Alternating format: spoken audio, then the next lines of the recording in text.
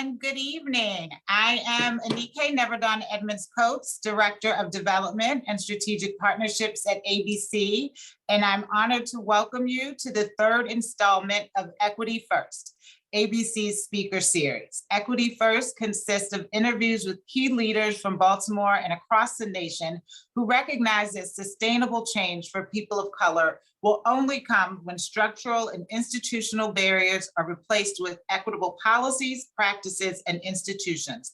All of our speakers have put equity first in their careers and their passions. This evening, ABC's President and CEO, Diane Bell McCoy, will be interviewing Baltimore native Clarence Wooten. Clarence is presently an entrepreneur in residence at X, Alphabet's Moonshot factory, formerly known as Google X, where he works with talented teams to create radical new technologies to solve some of the world's hardest problems. Additionally, Clarence is co-founding general partner at Revitalize, a venture studio focused on changing the complexion of tech by building breakout startups led by Black founders and diverse teams. He's passionate about creating a world where Black and brown people can prosper in place rather than having to escape to succeed. He envisions a Baltimore that is an equitech city and believes in holistic solutions for communities' challenges. I'd also like to take a moment to thank all of our sponsors, without whom this series would not be possible. Comcast, Under Armour Foundation, Wells Fargo, Whiting Turner Contracting Company, and Bank of America. Thank you also to our friends at Afro-American Newspapers for partnering with us as our exclusive media sponsor for 2021. If you joined us a few moments early, you may have had the opportunity to watch our slides, but if you're just joining us, we want you to know that throughout the evening, we welcome you to drop your comments into the chat box or share your thoughts via social media throughout Diane and Clarence's conversation. We can be found at AB Charities on Facebook, Instagram, and Twitter. We're excited to hear from you. Your support this evening directly benefits ABC's advocacy on behalf of Maryland's Black workers and our efforts to end systemic racist practices in the workplace. And without further ado, please welcome Diane Bell McCoy and Clarence Wooten and enjoy this hour with ABC. Thank you, Anike, very much for the introduction, and welcome, Clarence. Diane, thank you. It's a pleasure to be here, all the way from California. All the way from California. I'm just absolutely thrilled about technology. So what a perfect speaker for this evening, but Clarence Wooten. Clarence, I really am thrilled to have you here. I only recently had the opportunity to meet you and talk with you.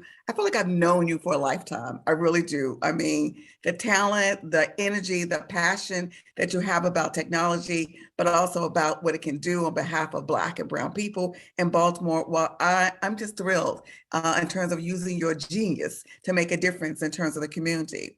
And I'm excited to claim you as coming from Baltimore. Absolutely excited, as many of the audience, I'm sure, will be excited as they learn more about you. For those in the audience that don't already know you, which I trust you've got a couple of cousins and friends in the audience, and turns out are here to hear you this evening. But I do, although we shared briefly, and Anike is laying out your history and a little bit on the slide just before you came on, I really enjoyed that story about your journey in terms of from Baltimore, Walbrook Junction, in terms of Randallstown, and then what that journey was like for you. But even more important, what I want to hear from the beginning and what our audience will hear is really how it shaped your beliefs and your vision for tomorrow for cities like Baltimore. That really, I think, is a core of who you are. Can you share with us your journey? Absolutely, absolutely. Well, thank you for a great introduction. It's great to be here. And I will always love Baltimore. I'm a proud Baltimore Ravens fan. Not sure what to say about our Orioles, but let me start with that. Go Lamar Jackson. As I mentioned, I am from Baltimore. I was born in Northwest Baltimore and lived in a neighborhood community called Walbrook Junction. I say, and it's not a joke, it was the kind of community growing up where you were either a predator or prey. So you pretty much had to make a decision.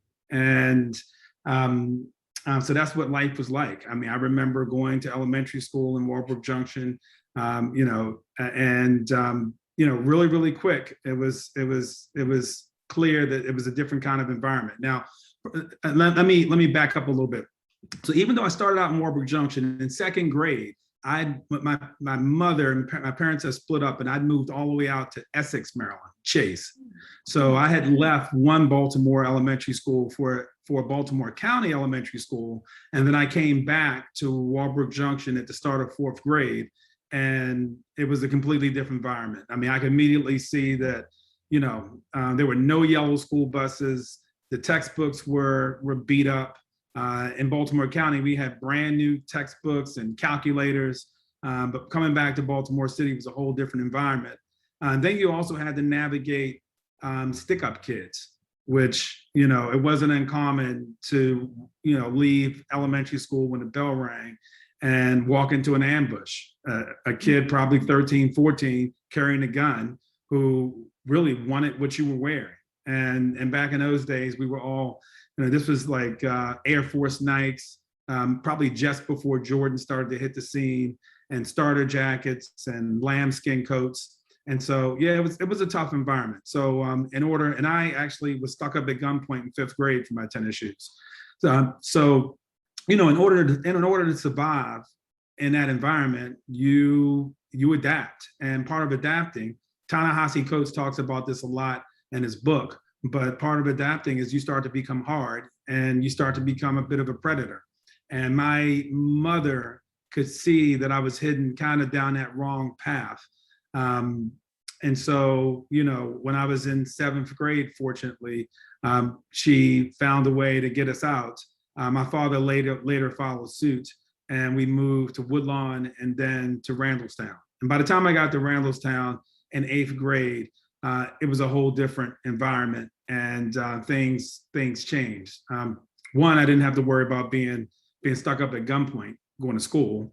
And two, Randallstown back then, this is early mid 80s, was predominantly Jewish. And, they were well into the middle class. So, I would visit Jewish friends from school. We played video games back in those days, ColecoVision, Commodore 64.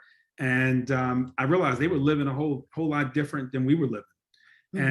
And, their parents were business owners, but a different type of business. I mean, my parents were small business owners, and they had to be self-employed to avoid being underemployed because neither one was college educated. But some of my Jewish friends, families owned racehorses at Pimlico and accounting firms and law firms and of course, jewelry stores. And so, I was able to see that you don't own a CPA firm or law firm unless you get a college degree.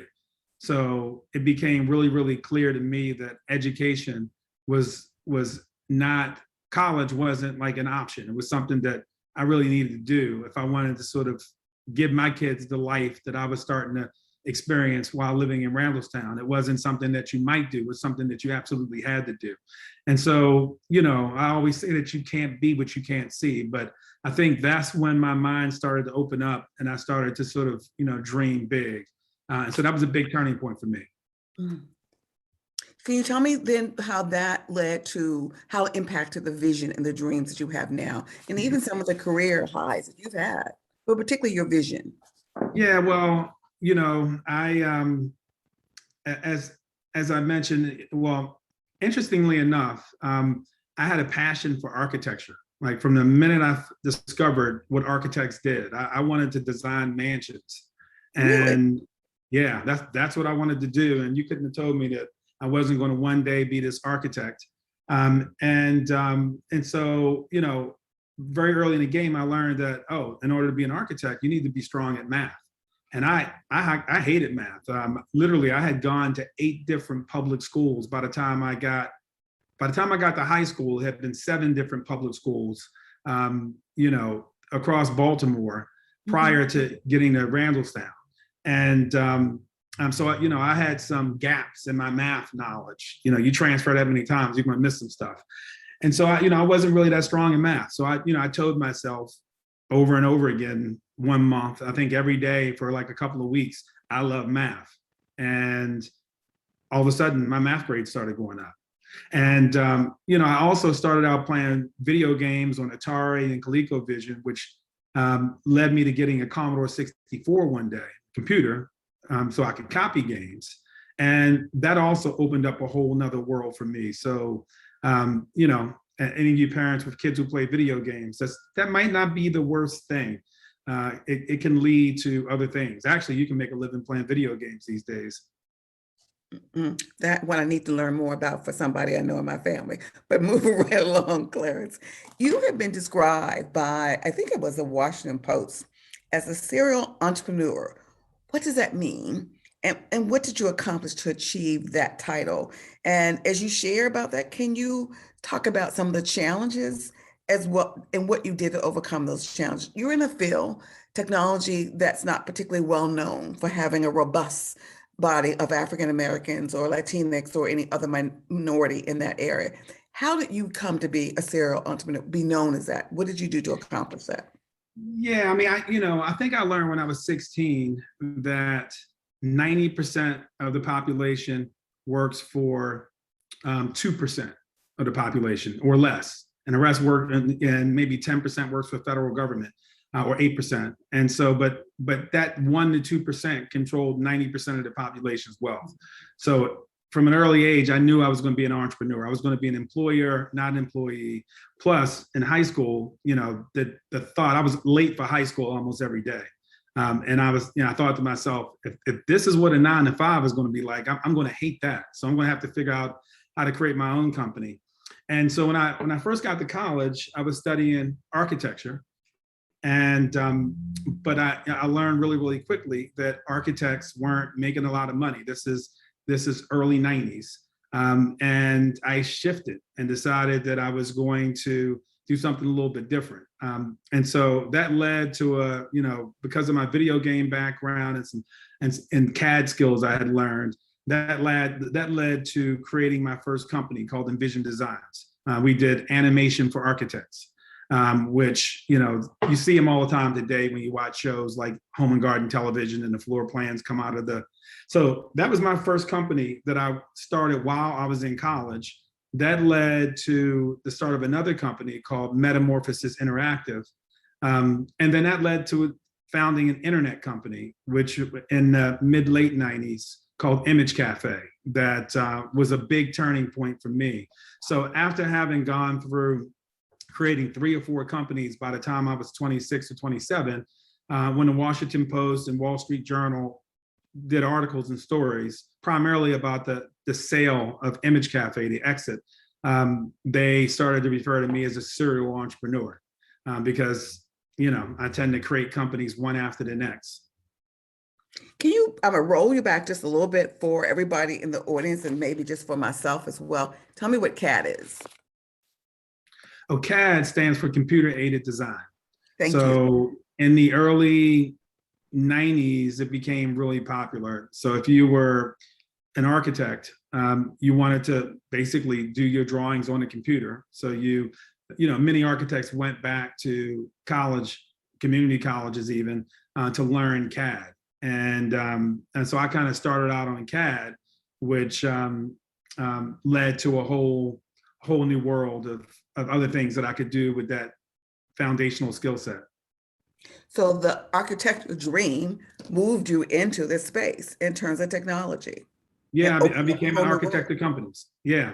So I, because I was good at CAD, I started doing CAD in 3D, and that led to the creation of my first company where we did animations of buildings. You would give us the plans of building that you were planning to build, and we could create a 3D model inside of the computer and do a walkthrough. And so that was it. I mean, that's kind of what set me down the path of being a computer entrepreneur. And then right after I finished undergrad, this whole thing called the dot-com boom started to take off. And my partner and I started writing business plans to try to figure out how we could launch an internet company. And this is when Amazon and Yahoo were both very early companies. And literally at that point, I had finished college. I had decided that I was going to invest my 20s in entrepreneurship. And if I hadn't gotten to a certain level of financial success by 30, then I would go get a job. And so I was living lean and mean. I laugh and say I was an entrepreneur, but, kept expenses low, and we, kept iterating on different ideas until finally we were able to put it all together and raise money for Image Cafe, enough to launch. And because of that time, it took off really, really quickly. And 7 months after we launched, we ended up being acquired for $23 million by a company called Network Solutions, which was life-changing for me. Wow. What I hear very clearly in this journey, though, is somebody that was absolutely focused, driven, and was very clear in terms of really using your creativity to push and drive yourself forward. And there's a lot of conversation these days about the creative class. And although that wasn't one of the questions I gave you before, I want to ask you in terms of to share what your take is about this whole creative class, because it really goes beyond technology. Yeah, I mean, the computer industry is now in a consumer industry, right? And who dominates consumer culture globally? African Americans have an outsized impact on global consumer culture. You can go to, Russia, and they're pumping Jay-Z and listening to Kanye, and wearing, our clothes. And I think we've become the design thinkers of culture, because our culture, my thought, my philosophy is probably, or my theory is, because our culture was taken away from us, we've had to be super creative. So we've been way more creative than almost anyone. And so because we've been super successful with our creativity in other spaces like music and entertainment and fashion, I think we can do the exact same thing in tech, because we're all walking around with supercomputers in our pocket called these smartphones. And so, I'm really excited and bullish on Black creativity to drive these things. I'm not sure if I answered your question. I think I went down a rabbit hole, but yeah. So that's my take on the creative class and how we fit into it. I don't think many people know what you just shared with us. And so I can't speak for our audience this evening, but I know in conversations with some of my friends and colleagues, and I have friends that are from Africa and other countries in terms of that, how the Black culture, in terms of where it populates across the globe, in terms of that, I think that may be new information for many of our audience in terms of that. And so I think that's important to share in terms of what that means in terms of our impact and influence.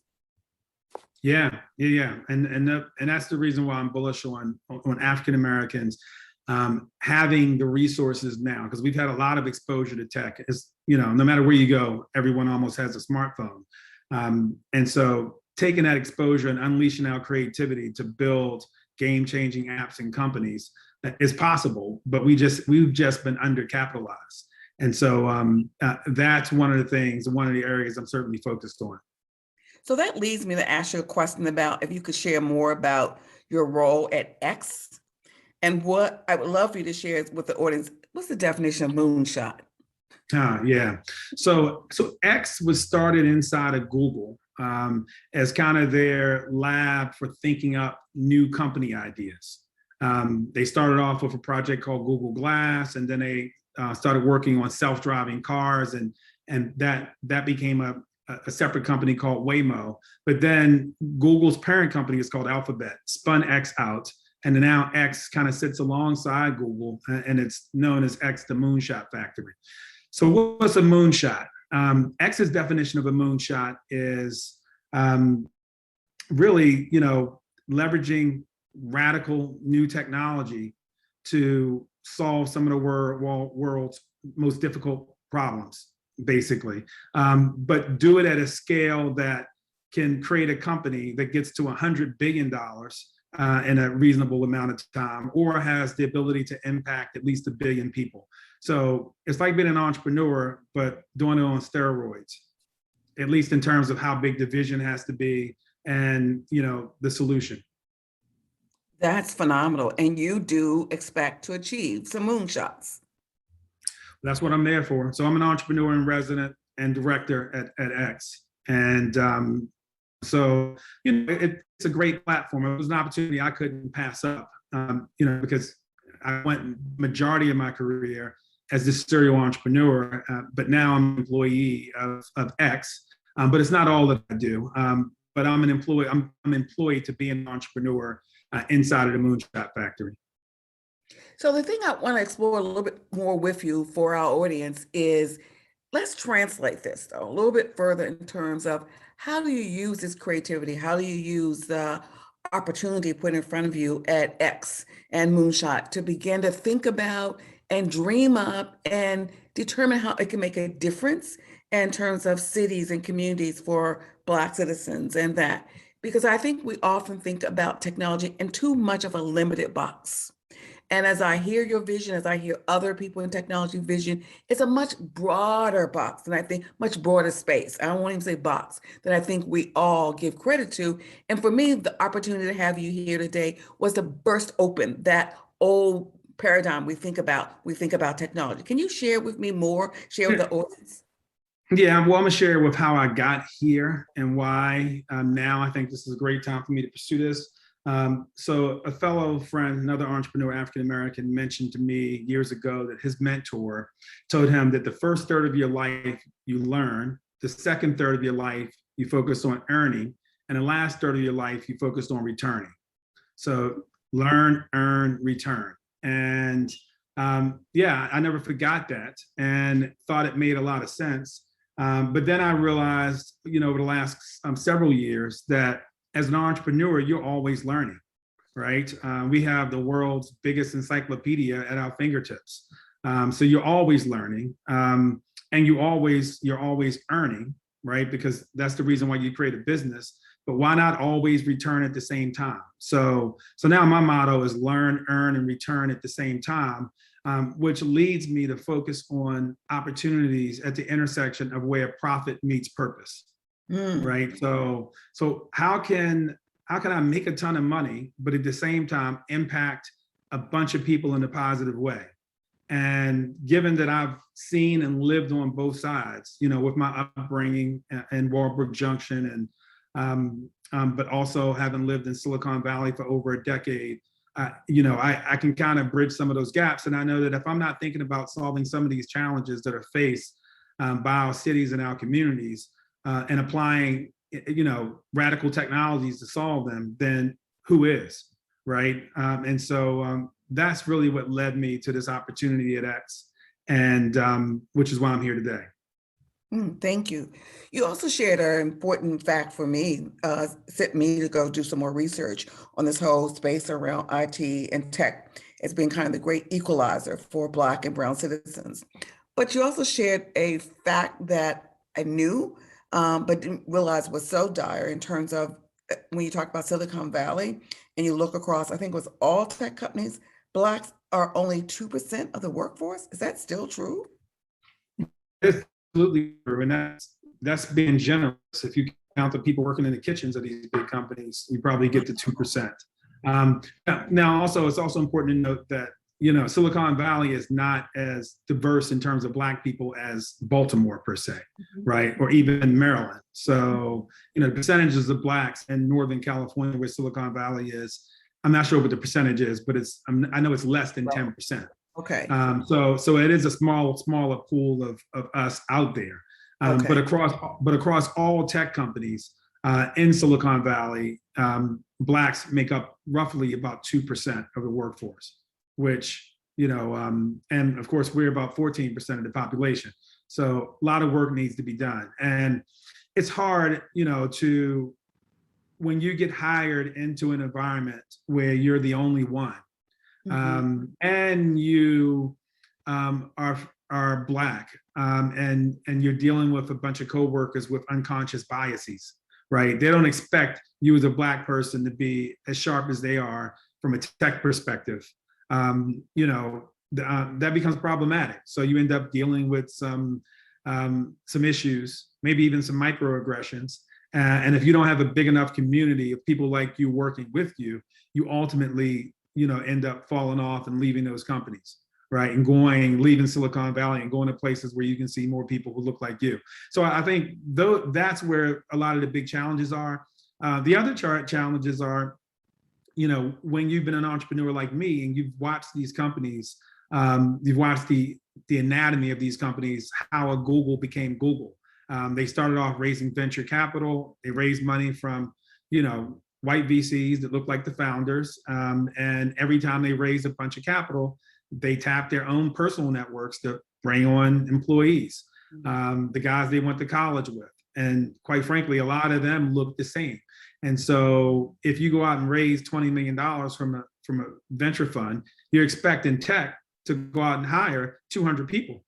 And you start to tap your existing workforce. And before you know it, by the time you've raised a couple of rounds, you have 500 to 1,000 employees that all look the same. Mm-hmm. And so it becomes much more difficult to bring diversity into that environment when everybody went to the same, Stanford and Harvard or wherever, and they have the same networks. And so I think Silicon Valley has become a little more aware of this now, and they have efforts in place, but I don't think you're going to see meaningful change until more African Americans have access to that capital, and we start to build the companies and hire the people, or at least are part of those early management teams, so that when those companies scale, they are reflective, at least percentage-wise, of who we are. I agree with you, absolutely. I would tell you ABC's current agenda is very much based upon that point, that you've got to deal with the entire ecosystem if we're talking about making any change in terms of the opportunity. But I think a part of the ecosystem, even in the tech field, will be how do you use our public dollars? How to use legislation? How to use that many of our businesses rely upon? In terms of that should be to our advantage as well, and making sure equity is built into those conversations, into the reality, into those laws that come out, so that we're not left holding the bag or left on the sidewalk or left sitting outside the bank for PPE loans because we don't have a relationship inside. So we've got to be aware of all of that in the ecosystem to begin to shift that. Yeah, no, I talk about that all the time. When you think about where venture capitalists get their money, a lot of them get their money from pension funds. Right. And, there's plenty of Black and brown employees contributing dollars to those pension funds, but those funds are being invested in, venture capital funds controlled by everybody but us. And so we definitely need to get our share of that. I think we'll see some benefits across all tech companies when that happens. So I think it's about continuing to educate all of us, even those of us that may not be in that space, but certainly we have voice. And we also need to figure out how to continue to use our voice. But it requires you and others to educate us so that we know when to use our voice and what sectors to use our voice to push for those change. Because we do have some purses that can carry some weight wherever we've been investing in our good government jobs or other, although a lot of that's going away now. But I want to come back to Baltimore. And I know that you can't talk about much of this, but I'm going to still ask you the question in terms of, I was excited to learn more about equitech that's led by Jamie McDonald here and others, an exciting board. Many of those board members I know. And I think it's really a great opportunity to really move forward in terms of technology and equity, putting that forward and together here in Baltimore. Although I have raised issues with Jamie, and as I shared with you, that you've got to be intentional around equity if you really want to see a different kind of outcome. But what do you think is possible? Again, knowing that it's still being dreamed about, lots of things still being put together, what do you think is possible?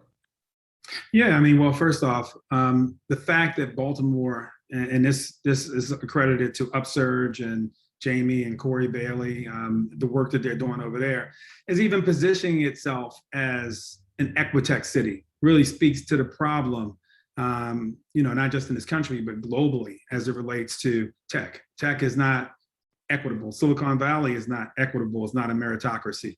So I like the fact that we have some allies. Now, will it be perfect? Will it truly be equity? That remains to be seen. But the fact that we have allies, speaking about equitech and working to move Baltimore and build a tech economy in Baltimore that's really focused on that at the forefront, that's something I was willing to get behind. That's great. And so we look forward to hearing more about that. And be clear, I'll be right there to talk about making sure it achieves the equity, okay? And pushing that conversation. One part of the question around, particularly for ABC, and therefore a question I want to put forward to you, is that, how do we ensure, we talked about those Black or brown workers sitting inside of technology, and a little bit about oftentimes maybe one or two, and how do you avoid those workers in terms of that may feel isolated in kind of those large white environments without the necessary supports for their success. And this is not related to the hard skill of tech. It really is, we all know, in terms of many of us that have been successful, that are Black, that are brown, that you've had to learn to manage that environment around you that's often very white, sometimes outright hostile, sometimes not so outright. But there takes a set of skills to be successful, to duck dodge, to get along. Can you share any insight for those workers that may be in our audience that are going through that? Yeah, I mean, it's a challenge, and it will continue to be a challenge. One of the things, a lot of the larger companies do, they set up employee resource groups, right? So they're Black Googlers, for example. So you got to find your community. It might not be in your department, but across the company, you got to find your community. And there's all kinds of tools for sort of creating those communities online. One of my startups is called groupsite.com. You can use that to stand up a community, and you just invite your coworkers who are of the same hue, et cetera. And you guys start to, build a community around it. And I know some of the DEI, diversity, equity, and inclusion efforts are really focused on making sure that companies have those communities, and they're not just having you interview with a bunch of people who don't look like you. They make sure they at least have you interview with someone. I know Facebook did this, that looks like you, and really works to put you in the community so you're not coming in isolation. But a lot of those efforts, aren't necessarily working. But I think wealth is created. If you look at the tech economy over the last 10, 15, 20 years, there are a lot of very, very wealthy people in tech, particularly in startup type tech companies. I'm not talking about small businesses, and I'm not even talking about large companies. I'm talking about startup tech companies that have the potential to become the next Facebook and the next Google. And so people move to Silicon Valley despite the high rent prices, because a lot of those companies have been created historically there, whether you're talking about Airbnb or Uber. If you were an early employee at an Uber, and that was just 5, 6, 7 years ago, you would have walked into $10 million, because these companies pay you in stock options. And so when the company gets big enough to go public, that's how wealth is created. And so I think we have to be on that side of tech. Now, the good news is this pandemic has made it so that all these companies aren't just starting in Silicon Valley. People are starting these companies virtually, right? You don't have to be based in Silicon Valley. Silicon Valley is still financing, a lot of these new startups. And that's, to me, that's what's exciting. But in order for us to get into that game, we need to really understand how the game is played and how people are becoming wealthy through tech. Well, that brings me to another question, Clarence. I wonder, what are we doing to educate our community about those opportunities? That's not a well-versed conversation, even in some of the best financial advisors in terms of that. One of our board members is in the audience, and one of our board members is in that whole financial sector. And he noted at the time we were talking about the idea around the importance of paying attention to the investment fund, retirement funds being part of the investment into tech, that we need to know that. We need to pay attention to all that. We need to know where our money is, and money that we are contributing to, how is that being used? We need to be mindful of our influence in terms of that, but we also need the knowledge to be mindful in terms of that, to have that kind of information. What's happening in the tech world to ensure that that knowledge grows in the African-American community? Yeah, I mean, there are various organizations such as Black VC. I run a venture studio, as you mentioned, called Revitalize. I think we just have to talk about it more, right? I'll take some of that responsibility, given that I've been in that world, I've lived it, and share more and do more talks and conversations like this, and make that content available, because the knowledge is out there. I mean, you can read a blog like TechCrunch, for example, and see exactly what's happening. But so when you grow up and you're not part of the tech economy, you think of a 9 to 5 as just a place you go get a paycheck. That's not the way Silicon Valley works. A lot of people join these startups very early, and you don't necessarily have to be a programmer to be in tech. Only 40% of the jobs in tech require you to be a programmer or technical in that way. There's still marketing, there's communications, there's sales, there's business development, there's customer experience. There's so many other areas in tech. You don't have to be technical to be in tech. There's design. And so, if you were to land a job at the right startup early enough, you're going to get paid largely in stock options that might not be worth anything when you first join the company. But if that company takes off like a rocket ship, as I mentioned, that can be worth $10, $20 million, 3, 4, 5 years after you've joined the company. And that happens a lot. But that means we do have to have more of these kind of conversations and more intentionality, probably in some of the areas where we would never think about the conversation. I would say we're going to be having these conversations in some of the typical traditional areas for African-American communities in terms of fraternities, sororities, and some of them may be having the conversation, and I just don't know about them. But I think the more we educate in terms of particularly where there's a middle class African-American community that has children, grandchildren, I think we've got to be a part of the village to shift the information and to shift what we invest in. And so Definitely. I'm going to go to another question though, in terms of, can you share more about the concept of prosper in place? I know it's an idea you're incubating, but what does that mean to you? What can you share with us about prosper in place?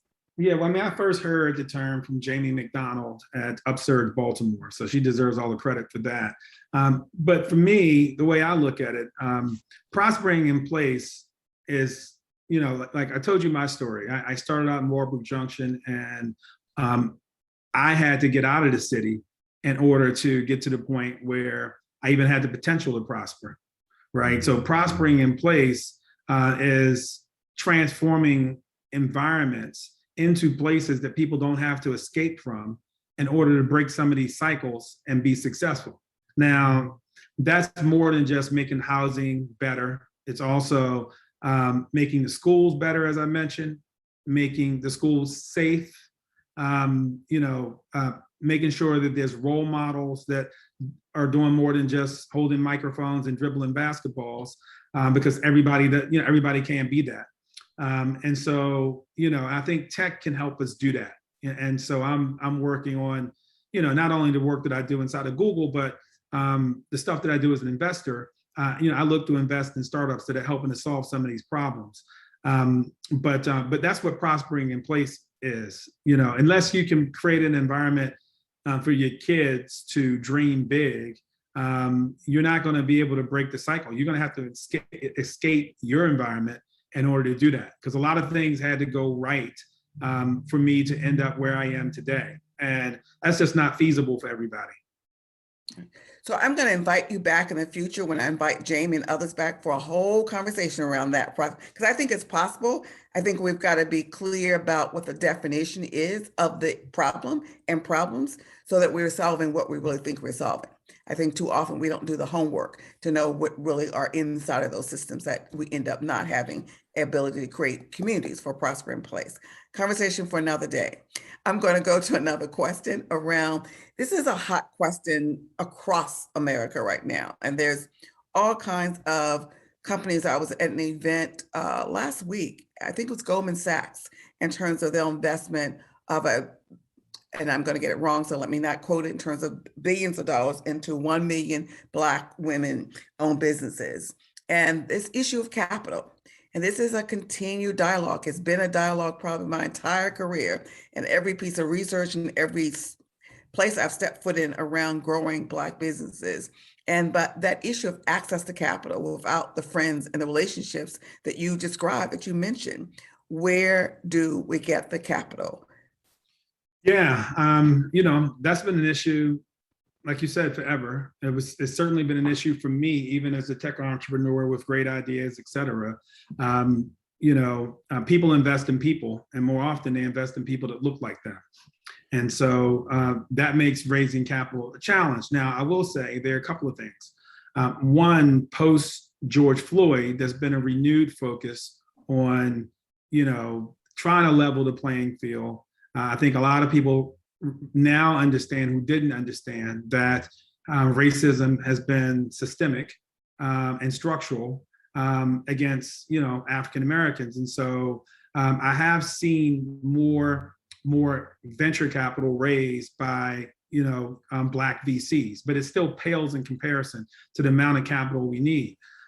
Also, although I can't really talk about this in detail because we're semi-secretive at X, I'm working on a moonshot that takes advantage of blockchain and crypto and everything else to hopefully provide liquidity and more capital for inner cities in the same way that CDFIs, community development, financial institutions do. And so yeah, that's part of a problem that I'm trying to solve myself personally as well. That's great. Hopefully it has a flexibility that's not often available in terms of venture capital. But I'm gonna go to another question in terms of, this is from, I want to begin to open up for our audience and making sure that they have an opportunity to pose some questions. And this one comes from Ken Abrams. Hi, Ken. And I'm glad that you're joining us this evening. What makes you most optimistic about the future of your industry for African Americans? The same, as I spoke earlier, I said that African Americans are the design thinkers of culture, right? The computer industry is now in the consumer industry. I mean, we're all walking around with these things called smartphones, which are supercomputers in the pocket. All of us have exposure to. So our ideas being unleashed on, in apps, et cetera. I think, at some point we'll have a similar impact in technology as we've had in music and everything else. We just need, to sort of have a couple of breakout success stories to really change the narrative around what Blacks can do in tech, right? And change the perception. Because when you look at Asian folks or people from India, the assumption is, oh, they can build tech. But when you look at a Black or brown face, the assumption is, oh, I'm giving money to charity if you think they're going to deliver some tech. Because I follow sort of the Black tech ecosystem, I'm watching a number of African Americans build companies who have broken through the barriers of raising capital, and some of those will become billion-dollar companies, which will help change the narrative. So that's what leaves me positive thinking about the future, and as it relates to what we can do in tech. Thank you. I'll take another question from our audience in terms of Mary Alexander, in terms of Clarence. She's asking if you have any suggestions. Her nonprofit had a youth work site this past summer, a youth summer employment site. There were 5 African-American young men, ages 15 to 19, who earned to learn in the IT program. 4 of them completed the 6 weeks employment and 2-week prep class. 3 of them took the I'm going to mispronounce that, CompTIA A+ certification and passed on the first attempt. And so she wants to ask people in the tech industry to support their program to scale it up across Baltimore than the other cities. And she's clearly asking the question. She's not asking for charity. She's asking how she can get others to invest. Yeah, so I sit on the board of an organization called Climb Hire. I'm a founding board member, and Hire, H-I-R-E. And so we have a similar program where we, for free, we take underrepresented people who want to break into the tech industry, and we train them to become Salesforce administrators. Now, Salesforce is CRM software, for those of you who don't know, but we train them over a 5-month period, but we also train them in soft skills, right? So how do you network your way into a job? Because most jobs you land most jobs not because you sent the resume in blindly, but because you built your network and you've networked your way in. We started about 2 years ago. In 2022, we expect to sort of reskill, upskill close to 1,000 individuals. And we've had individuals go from making on average of $24,000 a year to making on average $65,000 a year, right? And most of these, we even work with some formerly incarcerated. So, there are lots of programs like the one that, I forget her name, mentioned, I just think we So need to push better. for more of those workforce development programs. And the way we do it at Climb Higher is once you've gotten that job, that higher paying job, you do pay back maybe $150 a month out of your paycheck for 4 years to contribute back to the program. So you kind of, it was free for you, but then you pay it forward and pay, et cetera. And so, I'm seeing a lot more boot camps pop up where you can learn skills that will get you much, much higher paying jobs, even if you don't have a degree. And even some of the bigger tech companies are, Google included, are accepting applicants for some of their roles that don't have degrees that come out of these boot camps. You can go to a coding boot camp, which you couldn't do before. I mean, I can't stress enough that the internet is a tremendous resource for learning and changing your fate in life. You always have to be learning.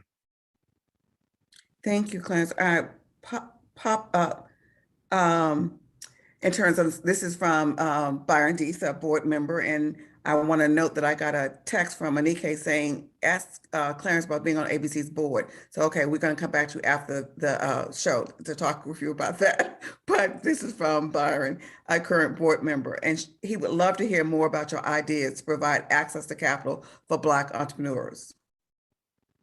Yeah, well, I mean, the biggest idea is the Moonshot idea that I'm working on at X, which I can't really talk about.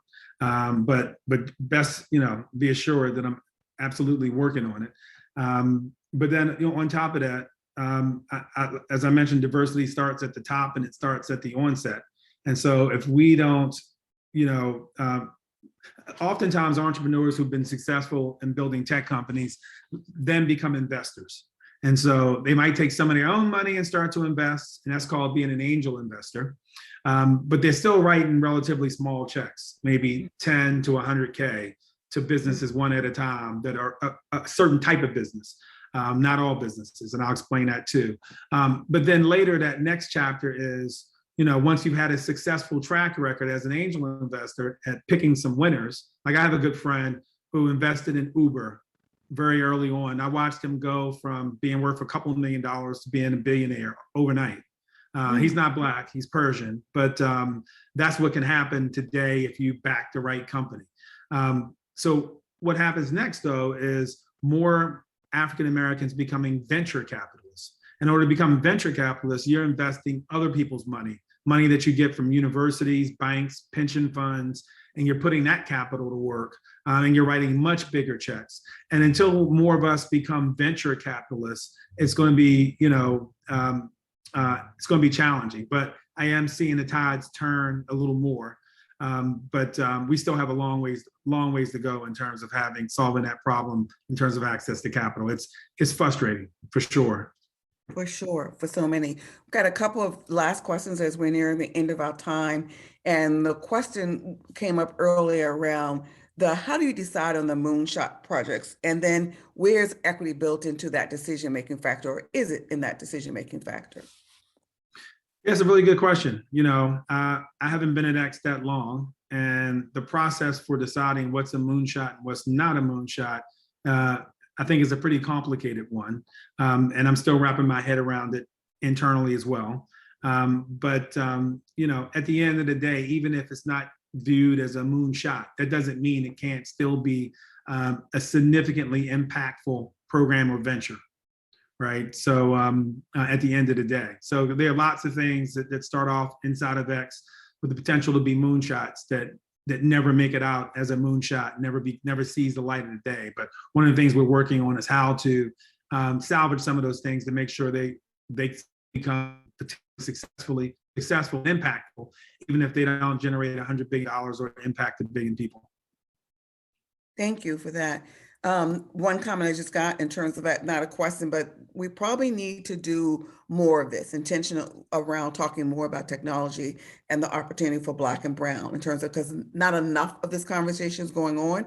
I think it's Sandra Jones makes a comment about the need for, it sounds like the need for a marketing campaign that Black and Brown faces are shown in tech often around charity, but we really need a marketing campaign to show the face of technology is not just white or Asian. In fact, it is Black and Brown in terms of that. And so that's critical, I think, as a part of what you consider. And as you talk to your colleagues, even as we all have colleagues in space, we all should be pushing. We need to change the conversation. We need to change the conversation. And so it's shown that way.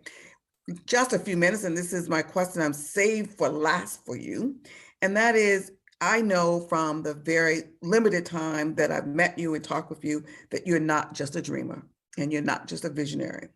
You are a doer, an achiever despite the odds.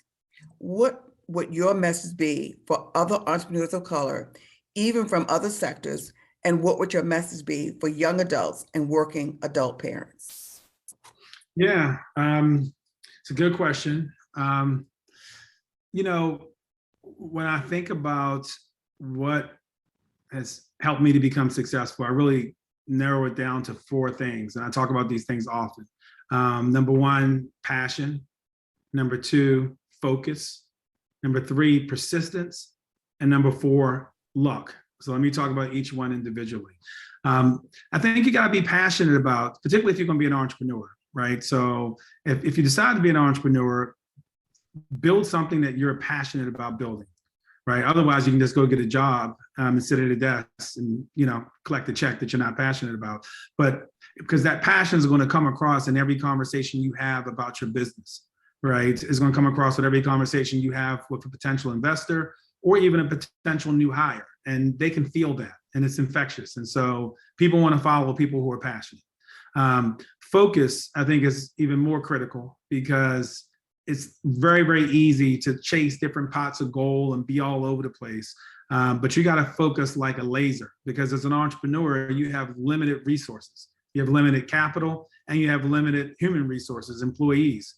And so, you really need to be able to go deep and focus like a laser, not be distracted by other perceived opportunities, so that you can concentrate your energy.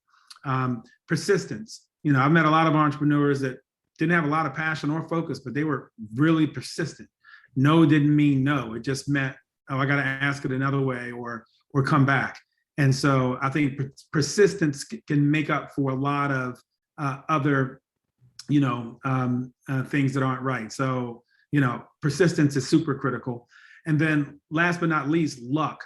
But the good news is, luck is when opportunity meets preparation. So you kind of create your own luck. If you're passionate, you're focused, and you're persistent, you're going to end up in situations where you're able to take advantage of those situations where it comes across like, wow, you're lucky. But, the universe certainly puts things in your path. And when you've been focused on a particular area, you're ready to, embrace and take advantage of those things that come your way. And so those are the 4 things I would really say drill down on: passion, focus, persistence, and luck. But again, you create a lot of your own luck. Clarence, I cannot tell you how very much we appreciate having you here this evening, giving of your time, your talent to all of us this evening. That, I absolutely had wonderful opportunity to talk with you before, to meet you via Zoom, even learn more from you this evening. And I hope you will come back again and join us in terms of other opportunities. But again, thank you for your commitment, for your giving back to Baltimore, for your continue to build your wealth. Because I say all the time, we need a lot more wealth in the Black community in terms of, so that we are not dependent in terms of that. And again, I want to thank you, but I want to also, as I ask our audience to also thank and celebrate you for joining us this evening. This is our third, next to our last speaker for the Equity First Speaker Series. And I will tell you that there's no way to make a comparison, but I do hope that you all will join us for our last speaker in terms of Miss Oprah Winfrey, that I have the opportunity to interview. And again, you talk about being prepared and preparation and being ready for that luck. And in my world, Clarence, my personal world, not ABC, it's called God, My Ancestors and Spirit. And I thank them all for the opportunity I've gotten to have Oprah donate her time to be a speaker for ABC to close out our Equity First Speaker Series. And so I invite you all to join us November 30th. Buy your ticket now. This was all free up until now. But although next time Clarence comes back, we're going to charge, okay? Because I'm going to learn some lessons from Clarence in terms of not just our sponsors. But again, Clarence, thank you very much for being with us. And thank you for all of our sponsors. And thank you to all those who joined us this evening. A very special shout out to the team at ABC, to Deborah and Anike, and certainly a special shout out to Digital Harper Foundation in terms of, again, thank you so much for all that you do to make this happen every month. And thank you, Diane. It was a pleasure being here. And yeah, I'm going to end it by saying, go Ravens. A whole lot of folks want to hear that. Thanks, guys. Good night. Be safe.